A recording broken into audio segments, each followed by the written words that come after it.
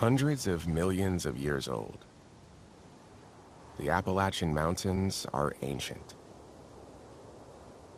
To us, they appear steadfast, immovable, while, in fact, they are a place in constant transition, where formations, migrations, and transformations create and shape the wilderness. Here, the region's countless species are the life force of Shenandoah National Park.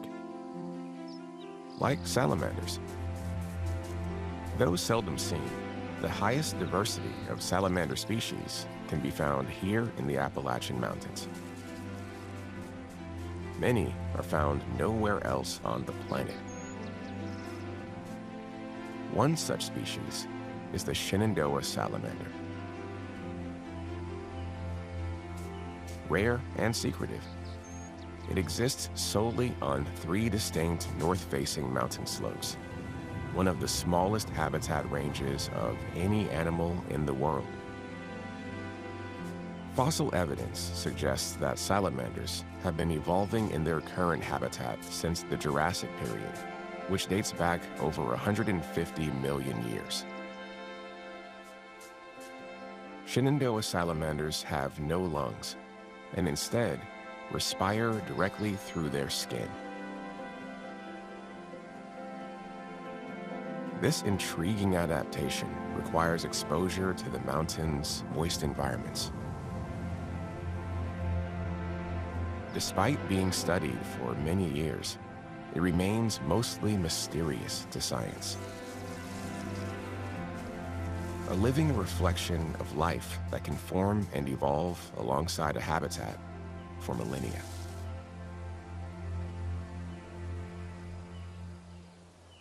It is hard to imagine this vibrant ecosystem not ever being here. But like everything in existence, this place has its own beginning. As we go deeper into the region's underworld, a vast network of caves and caverns are tucked within. Naturally pitch black, when lit, they are windows into deep time. A billion years ago, all of Earth's continental crust was clumped together and formed a supercontinent. For hundreds of millions of years, the plates began to spread apart, creating a new ocean named Iapetus, submerging the land in salt water. The limestone and red clay are evidence of this epic era. The jewel-like chambers are in fact made up of millions of tiny sea creatures that once died and accumulated on the ocean floor. 480 million years ago, tectonic plates again shifted and collided. Ancient rocks were thrust upwards, forming the Appalachian Mountains. The present-day Himalayas offer a sense of the peak's towering appearance soon after formation. For over hundreds of millions of years, erosion has transformed them into the gentle peaks we see today that stretch more than 1,500 miles from Alabama to Newfoundland. The Blue Ridge Mountains are a slice within it, and Shenandoah National Park is a slice within that. And like the mountain range itself, the formation of the park had its own tumultuous beginnings. As the early 20th century unfolded, America was undergoing a period of rapid industrialization and development. But amidst the urban expansion, there were those who recognized the importance of preserving America's natural beauty for future generations. The National Park System was established in 1916 for this very purpose. In 1924, the NPS began the search for an area of stunning beauty that would bring the national park experience to the East Coast. local businessmen jumped at the opportunity to boost tourism and lobbied Congress to choose the majestic Blue Ridge.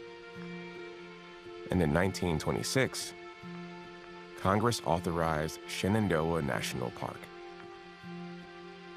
However, bringing a new national park to the Blue Ridge Mountains did not come without significant sacrifice.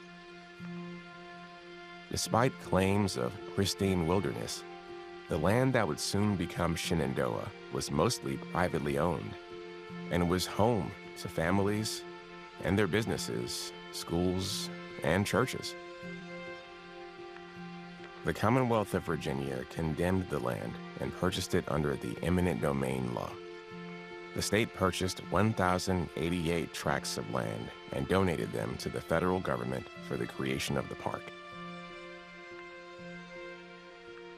Lives were disrupted, and families were displaced. Throughout the wilderness, one might find a graveyard, chimney, or other traces of mountain homesteads from a time before the establishment of the park. These relics are reminders of the debt of gratitude the nation owes to those who were impacted.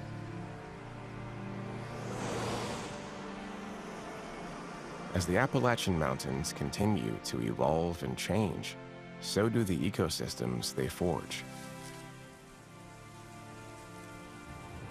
The mountains form a natural barrier that forces moist air masses to rise, cool, and release precipitation.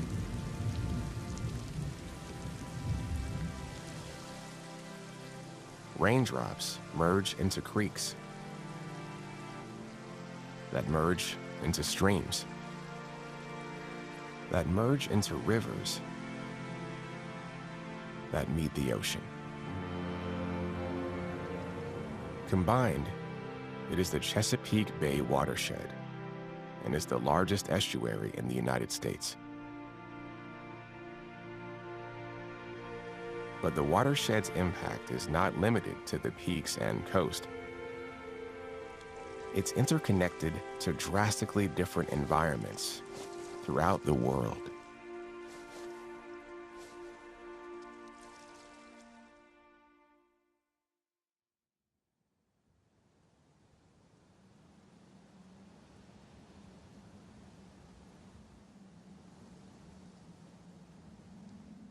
The mountains are a vital intercontinental corridor for movement between northern and southern ecosystems. Shenandoah National Park serves as a sanctuary for more than 190 species of resident and transient birds.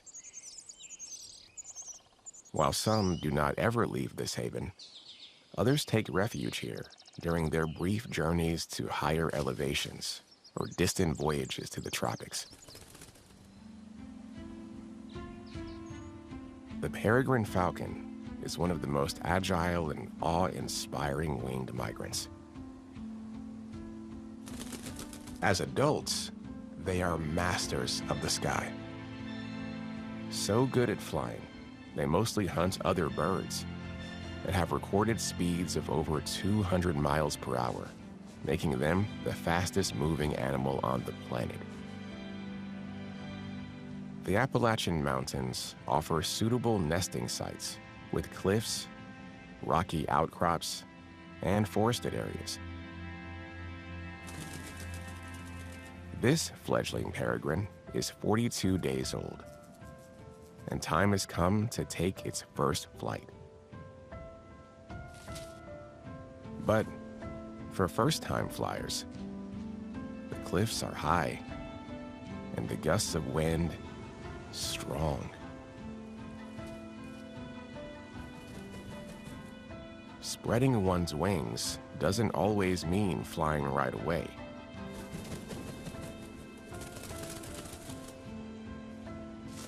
It's always that first step that is the hardest.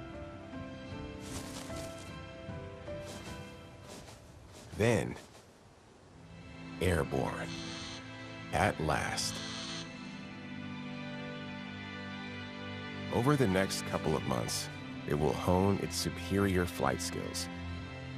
Perfecting hunting techniques and learning to ride the currents will eventually be the key to its survival.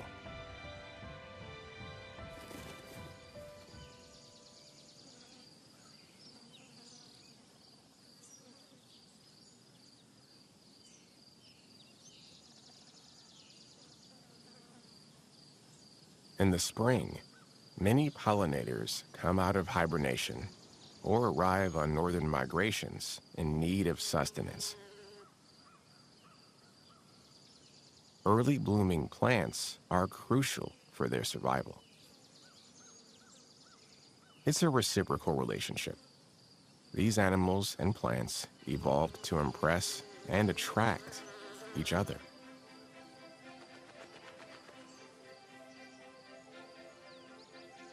The monarch butterfly. It's the only butterfly known to make a two-way migration like birds do. But unlike birds, it takes several generations to complete.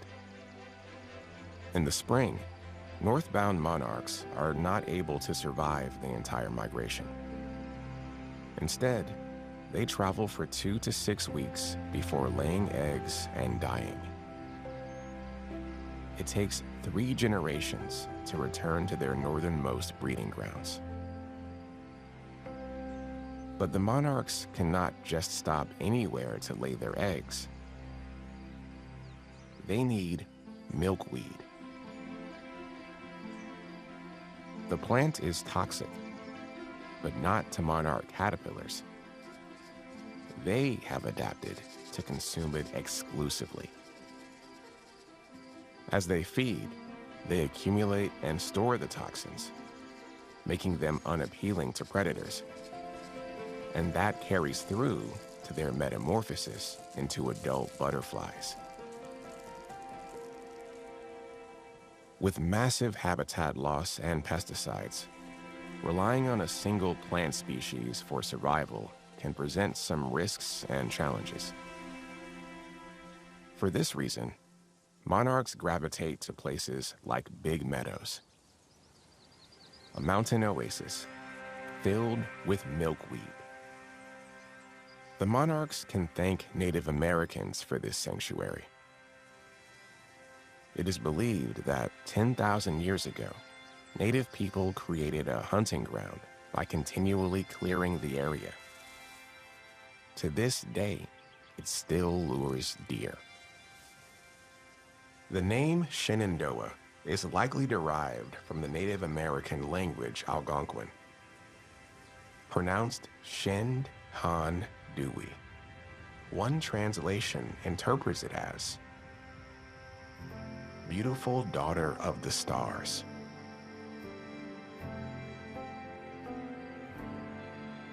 Development and pesticide application continue to contribute to the sharp decline of monarchs, making safe havens like these crucial to their survival.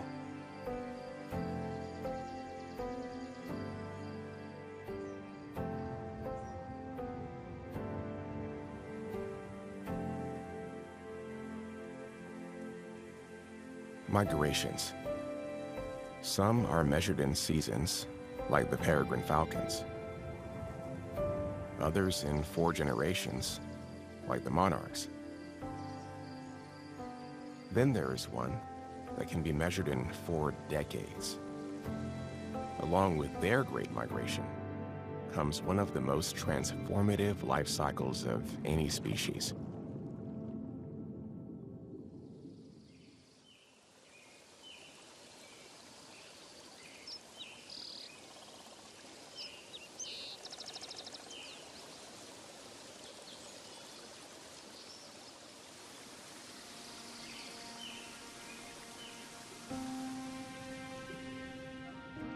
The American eel. It's a fish, often misunderstood. Seen here in the clear, cool mountain headwaters of the Rapidan River. But they started their journey in waters that could not be more different. They're born in the Sargasso Sea, in the middle of the Atlantic Ocean. When born, they are microscopic larvae and drift to the mainland via ocean currents. Along the journey, they gradually transform into small, transparent glass eels, developing fins and growing about 2 to 3 inches long. Upon reaching the coast, the young eels make their way to the mountain headwaters, where they begin the decades-long process of growing into full-sized eels. After 20, 30, or possibly 40 years in the mountains, something has stirred within this eel to swim back to the sea, to the exact place in the Atlantic where it was born. This catalyst remains unknown. Their eyes enlarge by 10 times. Their fins get larger and larger. Their skin thickens and they change color to silver. They become seaworthy. They travel thousands of miles to the Sargasso Sea. There, they congregate hundreds of feet below the water, where they spawn. The eel's life journey ends here, where they die after mating, ending a migratory journey that lasted almost half a century.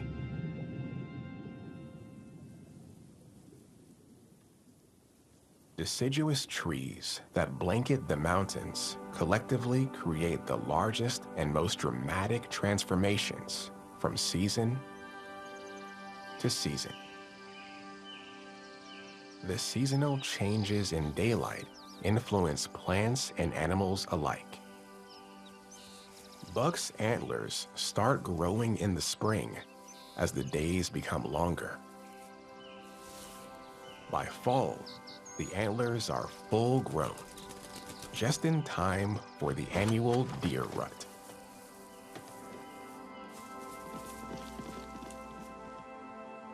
As winter's shadow draws closer, a greater sense of urgency looms throughout the forest. Bears are the most legendary winter planners.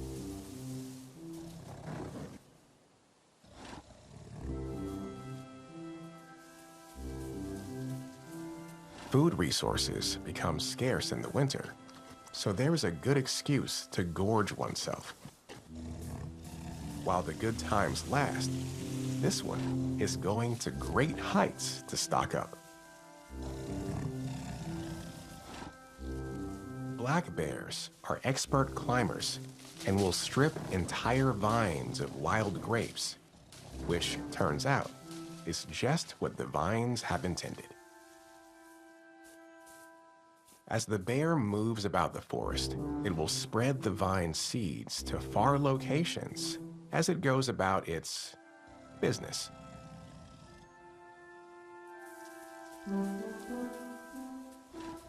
Eventually, the bear finds itself in a precarious situation. The higher she goes, the thinner the branches. But there's still plenty of grapes. The risk may be worth it.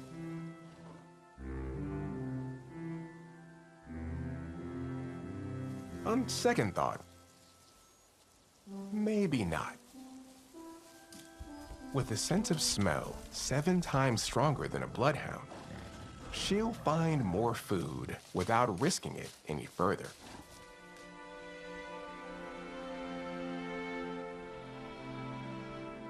Temperatures routinely drop below freezing in winter, causing Appalachian black bears to fall into a state of deep sleep called torpor.